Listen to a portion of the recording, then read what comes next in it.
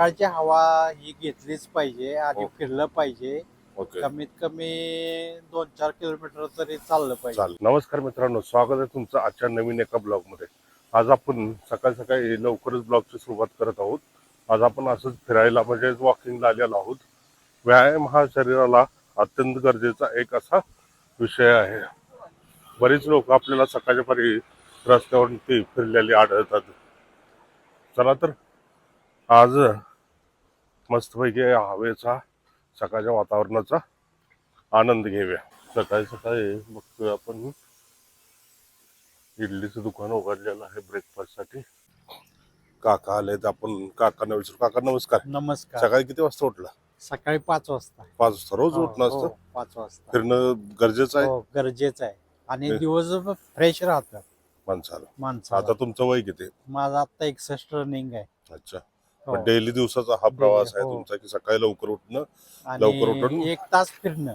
हा नंतर तिथनं पुढं मग आपली रोजची कामं, ऑफिस बिफिस हे ते सगळं सकाळी हा, हा सकाळी. व्यायाम केल्यानंतर दिवसभर कसं फ्रेश फ्रेश राहतं आणि होय. आपल्याला सुरळीत व्यवस्थित काम समजी होऊन जातात. कामे होऊन जातात. कंटाळ येत नाही, काय नाही. ओके. हो. आणि लोकांसाठी काय संदेश द्याल? प्रत्येकानं सकाळची हवा ही घेतलीच पाहिजे आणि हो. फिरलं पाहिजे.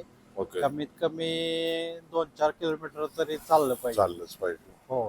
हे आता या धावत्या युगामध्ये माणसाला जमत नाही, पण त्यांनी ते केलं पाहिजे. करण्याची गरज आहे म्हणजे. गरज आहे एकदम. ठीक आहे. आपण सकाळचं लवकर उठलं पाहिजे, हो. स्वतःची कामं वगैरे आवरून आवरून. व्यायाम करून हो. आणि देशाला आपलं स्वच्छ आणि सुंदर ठेवण्याचा ठेवलं प्रयत्न पाहिजे. करायला होय. पाहिजे. होय. बरोबर आहे ना? होय. ओके. आपल्याला रोजच्या धावपळीच्या जीवनामध्ये स्वतःला थोडं वेळ देणं गरजेचं आहे. काय म्हणतेस? दिला पाहिजे आहे ना? हा. आणि आपण जर आपल्यालाच वेळ दिला नाही, आपल्या शरीराकडे बघितलं नाही, तर आपले जे आजार आहेत ना, ते आपल्याला जखडण्यास सुरुवात करतील. म्हणून हा सकाळचा व्यायाम फार करणे गरजेचं आहे. आणि अशी बरीच लोक सकाळी पारी पाहतोय आपण, स्वच्छ सुंदर वातावरणाचा आनंद घेतात.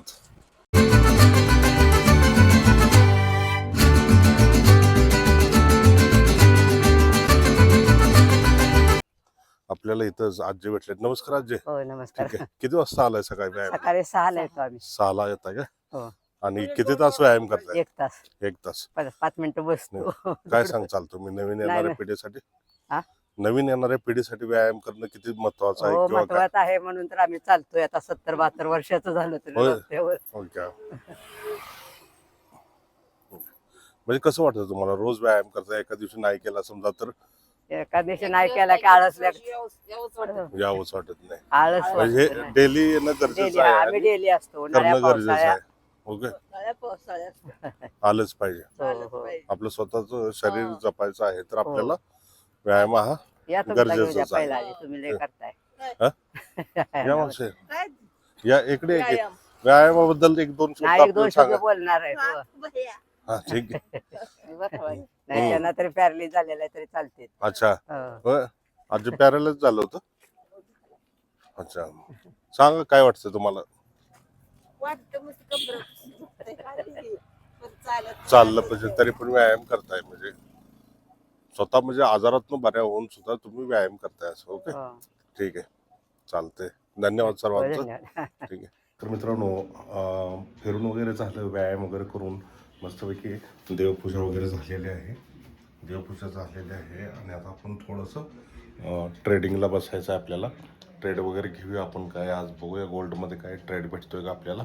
चला तर मित्रांनो, क्रूड ऑइलचा ट्रेड मी घेतला होता म्हणजे तकरीबन परवा घेतला होता 5 तारखेला या ठिकाणी घेतला होता. हा माझा स्टॉप लॉस आहे आणि मला तसं टार्गेट मला दिलेलं आहे तरी पण मी अजून होल्ड आहे याच्यामध्ये. कारण जे आता वातावरण दिसते आपल्याला युद्धाचं वगैरे, त्याच्यामुळे क्रूड ऑइलचे दर हे सध्या तर वाढलेले आहेत. जोपर्यंत युद्ध वगैरे शांत होत नाही तोपर्यंत क्रूड ऑइल वरतीच जाण्याचं आहे. त्यामुळे मी ह्याच्यामध्ये लॉंग करून बसलेलो आहे. आणि आज सकाळी जेव्हा फिरायला जाताना तकरीबन 5:30-6ला या ठिकाणी मी एक ट्रेड घेतला होता आणि हा ट्रेड माझा इथपर्यंत होल्ड आहे. बघूया, आपण वेट करूया. 1:2चं टार्गेट आपले हिट झालेलं आहे गोल्डमध्ये. आणि तरी पण यातून आता निघालं तर चालतं. गोल्ड म्हणजे जास्त लॉंग करू शकत नाही आपण सध्या तरी, कारण हे वॉर मुवमेंट आहेत. वॉर मुवमेंटमध्ये कधी अप अँड डाऊन थोडंसं गोल्ड होतं आहे. जे स्टेटमेंट येत आहे ट्रम्प यांचं, किंवा जे इराण, इस्रायल आणि US जे टेन्शन आहे, त्याच्यामुळं गोल्डमध्ये सडनली अजून अशी काही मुवमेंट तयार झालेली आपल्याला दिसत नाही.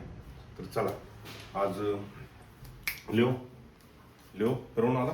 लिओ पण फिरून आलेला आहे सगळ्या परी जाऊन मस्तपैकी. ओके